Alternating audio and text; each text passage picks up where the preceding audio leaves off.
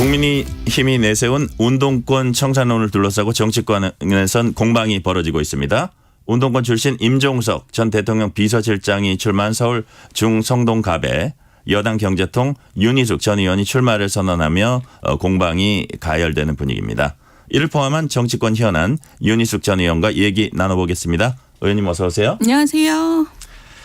김경률 비대위원이 이제 총선 불출마를 선언했어요. 그래서 이제 운동권 청산론과 관련해서 좀 약간 상징성 있는 지역구다 이렇게 좀 여기려고 여당에서 한 것 같은데 지금 총선 불출마하다 보니까 현재 가장 주목받는 지역구가 여권 대표적 경제통과 야권 대표적 운동권 출신 인사가 출사표를 던진 게 바로 서울 중성동갑입니다. 두 분간 이제 장외설전이 뜨겁습니다. 일단 86 운동권 정치인의 역할은 끝났다 이렇게 평가하셨어요. 이유가 뭔가요?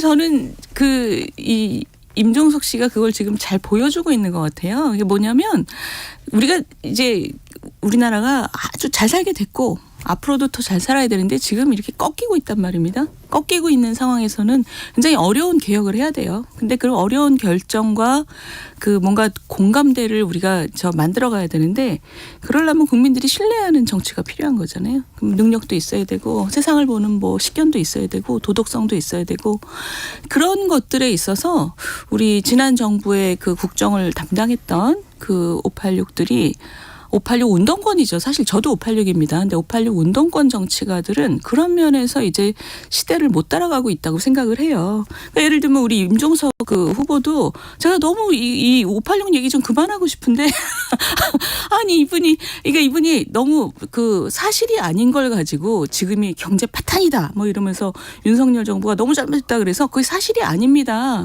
당신이 지금 사실을 잘못 읽으셨어요라고 얘기를 하니 이분이 어제 뭐라 그러셨냐면 완전 더 엉뚱한 얘기를 하는 거예요. 더 엉뚱한 얘기를 하면서 자세한 얘기는 안 하겠지만 되게 재밌는 게 나는 경제학자는 아니지만 국정의 정점에서 어려운 결정들을 많이 내려본 사람이다 그러는 거예요.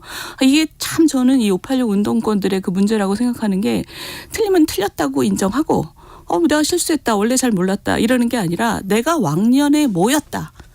이건 허세와 오기잖아요. 이렇게 하면 논쟁이 안 됩니다. 논쟁이 안 되면 우리 사회가 앞으로 갈 수가 없어요. 그러니까 우리가 좀 앞으로 나가기 위해서는 굉장히 본질에 충실한 그런 고든 마음 저는 이런 게 굉장히 중요한 지금 시대가 다시 됐다고 봐요. 이제는 모든 꼼수나 허세 이런 게 통하는 게 아니거든요. 예전엔 통했죠.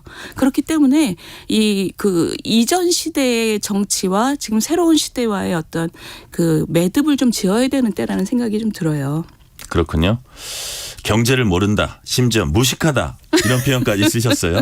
듣는 사람 좀 억울하지 않겠어요? 아니 그래서 그러니까 억울하지 않으려면 본인이 뭘 잘못했는지 딱 얘기하고 지나가면 돼요. 근데 이건 진짜 이게 무슨 나라에 대한 통치에 대한 얘기도 아니고 굉장히 단순한 얘기인데도 왜냐하면 이분이 거짓말을 하면서 그러니까 본인이 몰랐을 수도 있고 아니면 거짓말을 했을 수도 있고 이 경제가 파탄이다 이랬기 때문에 그건 그냥 인정하고 다음으로 넘어가면 되는데 계속 그걸 우기면서 어처구니 없는 얘기를 계속하니까 굉장히 수준 낮은 설전이 지금 되고 있어요. 그래서 저도 되게 좀 이런 거는 좀 그만해야 되는데 근데 계속 혹세무민을 하니 제가 또 가만히 있을 수도 없고. 그래서 운동권 출신 인사들 중에 이제 많이 하는 얘기가 운동한 게 잘못이냐 이렇게 항변을 하거든요. 그렇죠. 근데 이제 이쪽에서 말씀하시는 분들은 어목한 시절에 운동한 공적 부인하는 거 아닙니다. 그죠? 근데 좀 시간이 흐르면서 운동권 완장을 차고 기득권화되고 그 다음에 한 행위들에 대해서 지적하는 거 아닌가요? 그럼요. 저는 일단 저도 586 세대의 끝물이고 그때 운동했던 선배들을 굉장히 좋아했고 또 같이 많이 있었어요. 그때 그 마음을 제가 기억을 하고 우리 시대에 그러니까 우리 지난 시대에 굉장히 큰 공적을 세웠다고 저는 생각합니다. 산업화 선배들, 민주화 선배들 다 우리나라를 위해서 큰 일을 하셨죠. 그런데 그분들이 타도를 외쳤던 상대방의 모습을 지금 그대로 닮아가고 있잖아요. 그러니까 뭐냐면 본질이 뭐냐. 그 본질에 충실한 성실한 노력 이런 거가 보상받는 그런 사회가 좋은 사회죠. 근데 이분들이 지금 하는 걸 보면 정치 공학만 머리에 들어가 있어요.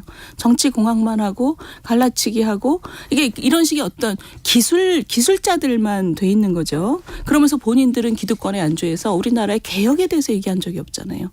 그러니까 우리나라가 지금 구조개혁을 하지 않으면 우리가 지금 이 쇠락하기 시작하는 이 내리막길을 어떻게든 다시 이렇게 올려야 되는데 그런 얘기를 한 적이 없고 본인들의 딱 안주하는 마음 그게 바로 30년 전에 그분들이 그렇게 욕했던 정치가들의 모습하고 똑같은 거죠.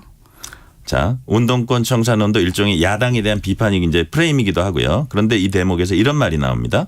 이젠 여당이면은 야당 비난을 넘어서서 여당의 정책, 여당만이 할 수 있는 것, 여당 브랜드를 내놓을 때가 아니냐. 여기에 대해서 여당은 뭐라고 답을 해야 될까요? 저는 100% 공감합니다. 100% 공감한데 지금 단계에서는 어쨌든 공천 라인업을 완성을 시켜야 되고 네. 거기서 우리는 이런 사람으로 이런 정치를 할 겁니다라는 그 이미지를 만들어야 되는 단계고요. 네. 그 라인업이 이제 공천 과정이 끝나면 공천을 잘하는 게 너무너무 중요하고 그 라인업이 끝나고 나면 이제 정책적인 얘기를 많이 해야죠. 근데 지금도 정책적인 얘기가 전혀 안 나오는 건 아니고 근데 지금 당 지도부에서 내놓는 얘기를 보면 매우 실용적인 일상 속의 불편을 없애기 위해서 예를 들면 격차 해소를 네. 얘기하면서 문화 격차, 교통 격차 이런 인프라 기반에 대한 얘기를 많이 했어요. 그런 것은 저는 매우 바람직하다고 봅니다. 국가가 해야 되는 일 중에 하나가 가장 중요한 일 중에 하나가 인프라를 적극적으로 제공해서 그 불필요한 격차를 줄이는 거. 그러니까 어디 살아도 우리나라 어디 살아도 다른 곳을 부러워하지 않는 사회가 좋은 사회잖아요. 그걸 지향하고 하루아침에 안 되겠지만 그렇게 가겠다 이런 큰 방향을 내세운 거는 잘했다고 봐요. 근데 이제 그것을 구체화하는 얘기들이 이 총선 라인업이 형성된 다음에 이제 쭉쭉 나와줘야 되는 거죠. 네. 격차에서 한마디만 더 하면 사실 의원님이 하신 말씀 제가 기억이 나서 하는 건데 패러다임 전환이라는 얘기를 하신 것 같아요. 한 줄 세우기를 여러 줄 세우기로 한다. 그 부분도 잠깐 설명해 주세요. 격차도 격차고 저는 그건 우리의 어떤 사는 방식에 대한 문제인 것 같아요. 네. 그 사는 방식이라는 게 우리 세대도 그렇고 우리 어머니 아버지 세대도 그렇고 이거 아니면 다 죽는다라는 마음으로 절박하게 살았기 때문에 아이들도 그렇게 키웠잖아요. 그래서 지금 우리가 인생에서 삐끗하면 큰일 난다. 이런 생각을 하기 때문에 너무 과잉 경쟁의 시대에 살고 있잖아요. 근데 제가 이어령 선생님 말씀을 되게 좋아하는데 모두가 한 줄로 서서 경쟁하면 1등이 한 명인데 360도 방향으로 다들 뛰면 1등이 360명이라는 거예요. 그건 뭐냐면 사회가 애지간히 생산성이 올라가고 이제 각각이 자기가 좋은 일을 하면서도 먹고 살 수 있으면 남들을 그렇게 부러워하고 저 길로만 가야 된다. 이런 사회는 저는 지났다고 봐요. 그러면 사실 교육이나 노동시장도 그렇게 변해야 되거든요. 각각의 재능과 멋 이런 게 좀 살리는 그런 사회가 돼야 되는데 그러려면 많은 부분을 우리가 고쳐야 되는 거죠. 네. 그리고 그 중심 중에 하나가 수도권 중심주의도 있습니다. 모두가 다 서울에 가서 최고의 문화시설을 누릴 수 있는 삶을 살아야 된다는 목적을 사람들이 과잉 경쟁을 하지 않으려고 한다면 전국 어디 살아도 그게 부럽지 않을 정도의 인프라가 갖춰져 있어야 되는 거죠. 그게 이제 이번에 한동훈 비대위원장이 맨 처음에 얘기한 문화 격차, 교통 격차가 그 부분을 저는 딱 짚었다고 봐요. 네. 이제 말씀하신 대로 총선 공천 이 채비를 갖추면 그다음에 이제 정책 부분이 강조가 될 겁니다. 근데 지금도 이제 내놓는다고 그러셨는데 도심 철도 지하화라든지 재건축 완화라든지 금융 세제 약간 뭐라 그럴까요? 완화라든지 이런 것들 이제 내놓는데 이게 보면 뻔한 연하 야나 뻔한 총선용 포퓰리즘을 못 벗어난다는 느낌이 드는데 이게 좀 경쟁이 가열되면 킬러 콘텐츠가 나올까요? 이렇게 눈에 확 띄는 게 없어요? 눈에 안 띄세요? 네. 저는 눈에 띄는 게 어떤 게 있었습니까? 저는 재건축 규제 완화 이런 거는 굉장히 중요한 거라고 생각합니다. 네네. 그리고 우리 사회에서 굉장히 필요하고 왜냐하면 우리가 발전한 지 이제 한 60년, 70년 겪어오면서 도심 안에 새 주택을 공급할 길이 이젠 더 이상 없어요. 네. 그럼 이제 재건축을 규제를 완화하는 건 굉장히 시의적절한 거라고 보고요. 나머지 지하화라든가 이런 것도 우리가 이제 소득 수준이 올라가면서 필요한 부분인데 문제는 이게 선거 때이기 때문에 네. 너무 크게 얘기하는 지금 경향이 있어요. 저도 그게 좀 불안한 게 왜냐하면 그게 전체를 할 수는 없거든요. 그중에 이제 생산성이 나오는 일부 구간에 대해서 나중에 아주 면밀하게 따져서 해야 한다는 거고 그러지 않으면 그거 민자 받아서 한다는 건데 민자가 들어오지도 않아요. 그러니까 나중에는 어차피 구체적인 계획으로 나와야 됩니다. 근데 지금은 이 선거라는 특수성 때문에 양쪽이 막 너무너무 크게 얘기해요. 그건 나중에 이제 달라져야죠. 네. 김경률 비상대책위원이 이제 서울 마포를 출마 발표했다가 결국 총선 불출마 선언을 했습니다. 사퇴 압력은 없었다고 분명히 했고요. 출마 선언에서 불출마 입장 표명까지 어떻게 보셨어요? 이 과정을? 글쎄 저는 뭐 멋있었다고 봐요. 그 원래 제가 개인적으로도 김경률 선생님 좀 아는데 그 뭔가 이렇게 속에 이렇게 꿍 하고 계신 분이 아니에요. 그분 SNS도 보면 아유 막 욕쟁이야 욕쟁이.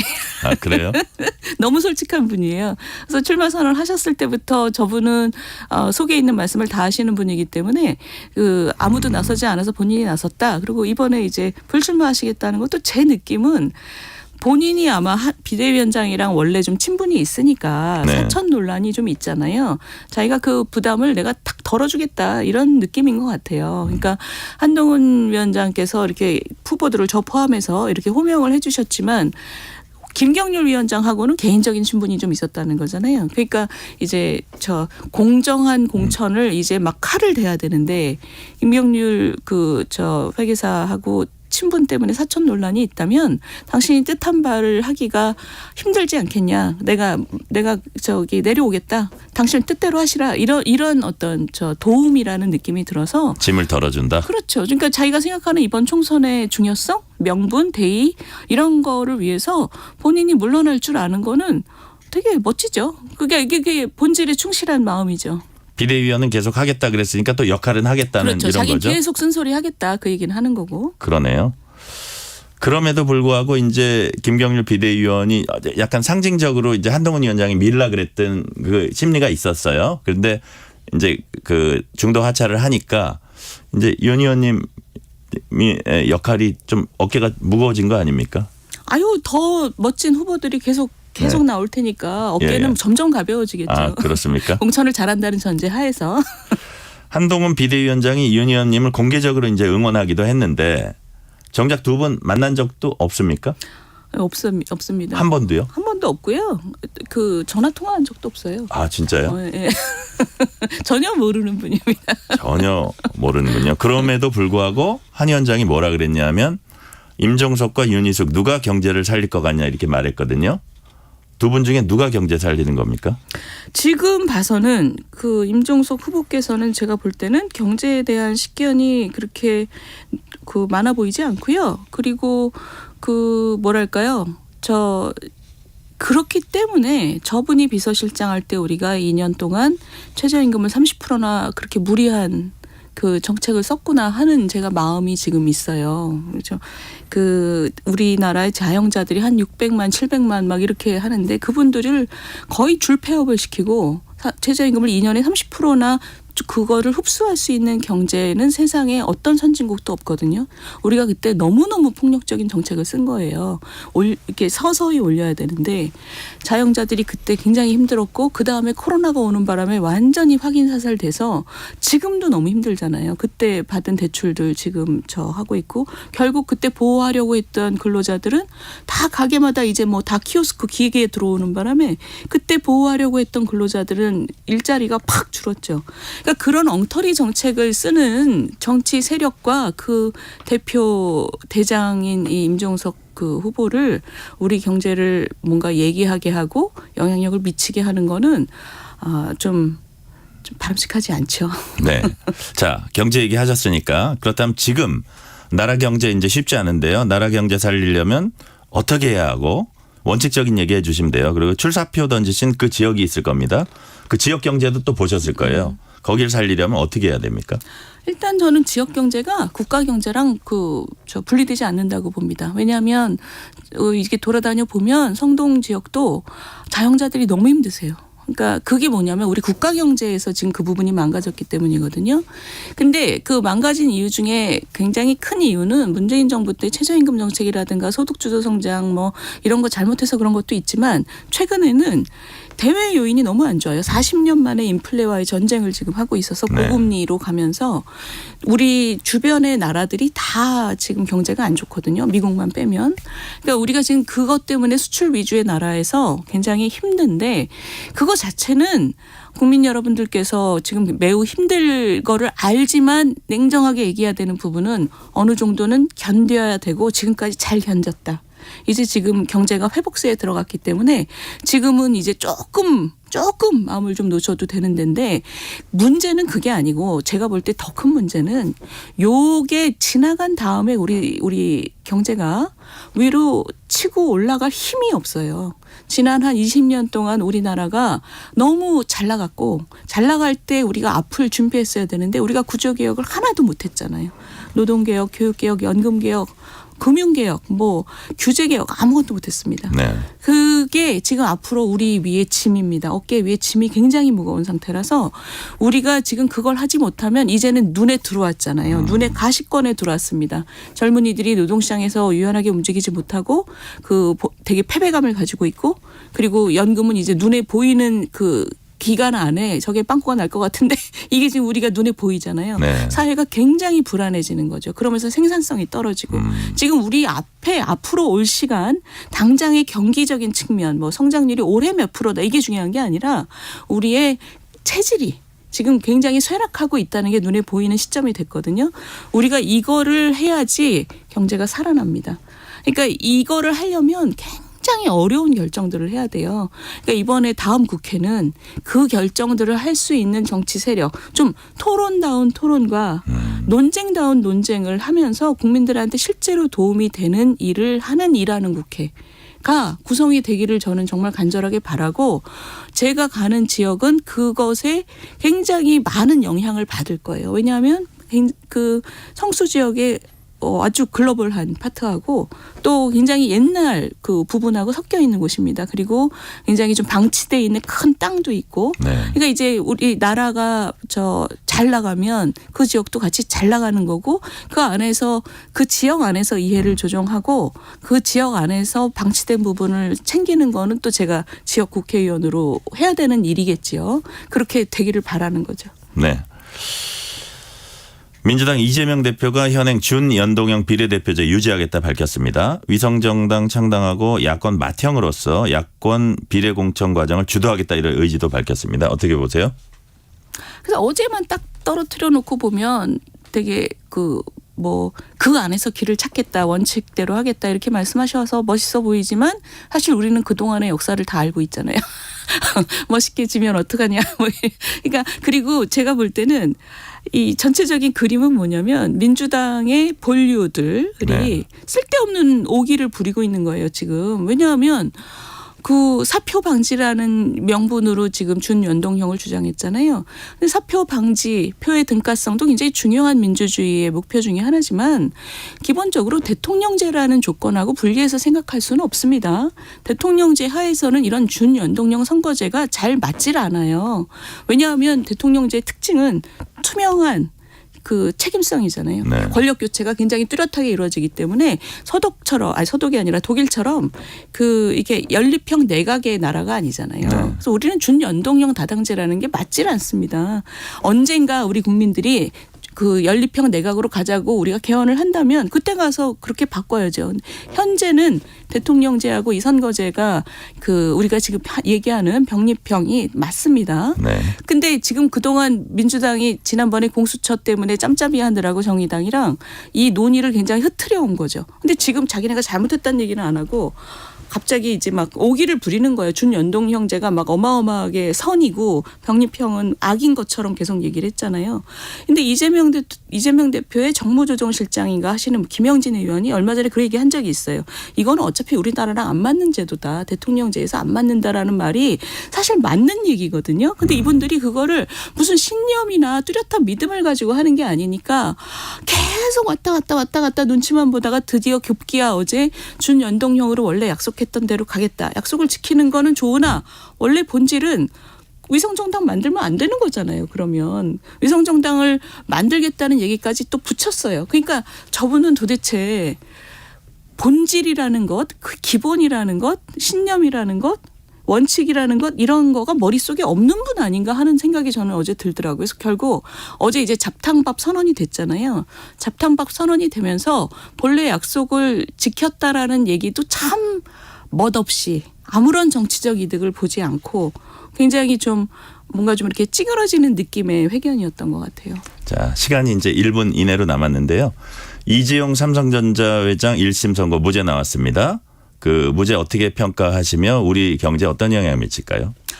저는 이제 큰 사건이라고 봅니다. 그 법원의 판단이라는 게 이제 1심이 나왔으니까 우리가 뭐 항소심도 기다려 봐야 되겠지만 어제까지의 얘기를 보면 어쨌든 공소장을 쓸 정도로 삼성 입장에서 뭔가의 꼬투리가 있었다면 앞으로 그걸 잘 점검해서 뭘 결정을 해야 되는데 어찌됐든 이 급변하는 글로벌 그 환경 속에서 삼성이 잘해 나가길 바라고 검찰은 참패한 거잖아요.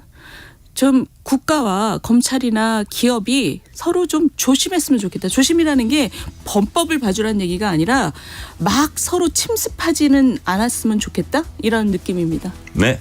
오늘은 여기까지 듣겠습니다. 이윤희숙 전 국민의힘 의원이었습니다. 감사합니다. 감사합니다. 전종철의 전격시사 1부 순서는